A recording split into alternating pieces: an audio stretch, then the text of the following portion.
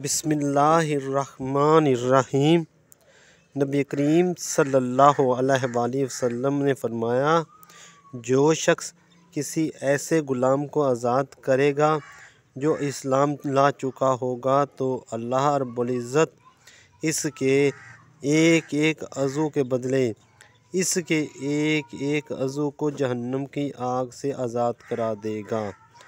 रसूलुल्लाह सल्लल्लाहु अलैहि वसल्लम ने फरमाया कि तू नेकी के काम को हकीर न समझ।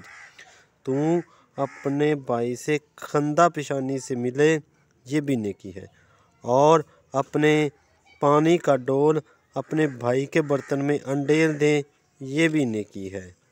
नबी करीम सल्लल्लाहु अलैहि वसल्लम ने फरमाया, दो आदमियों के दरमियान सुलह करा दो, ये भी नेकी है। तुम किसी शख्स को इसकी सवारी पर सवार होने में मदद दे दो या इसका सामान सवारी पर रख दो, ये भी नेकी है। अच्छी बात कहना भी नेकी है। तुम्हारा हर कदम जो नमाज के लिए उठता है नेकी है। रास्ते से कांटे पत्थर हटा देना भी नेकी है। एक और हदीस मुबारका में अरशाद हुआ है कि तुम अपने जाहो मर्तबा से किसी शख्स को फ़ायदा पहुँचाओ, ये नेकी है। एक आदमी अपने मुद्दा को उम्दा तरीके से बयान नहीं कर सकता और तुम्हें ये नेमत मिली है तो अपने भाई की वकालत करना और तर्जमानी करना, ये भी नेकी है। तुम्हें कुव्वत दी गई है तो किसी कमज़ोर की मदद करो, ये भी नेकी है। तुम्हारे पास इल्म है तो दूसरों को सही बात बताना, ये भी नेकी है।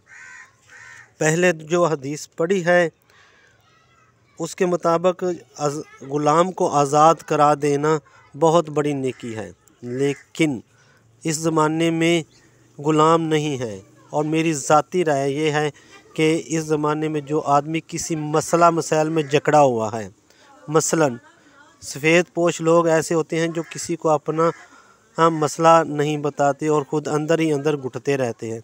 ऐसे लोगों को तलाश करना ये भी नेकी है, लेकिन ये मेरी ज़ाती राय है। और ऐसे शख्स जो कर्ज़े में जकड़ा हुआ है, या किसी की बेटी की शादी है, या किसी के बेटे की शादी है, या फिर किसी और मसले में वो अटका हुआ है और वो उसका हाल नहीं जानता, और उसको मदद करना, हेल्प करा देना ऐसे ही है जैसे किसी ग़ुलाम को आज़ाद करा देना।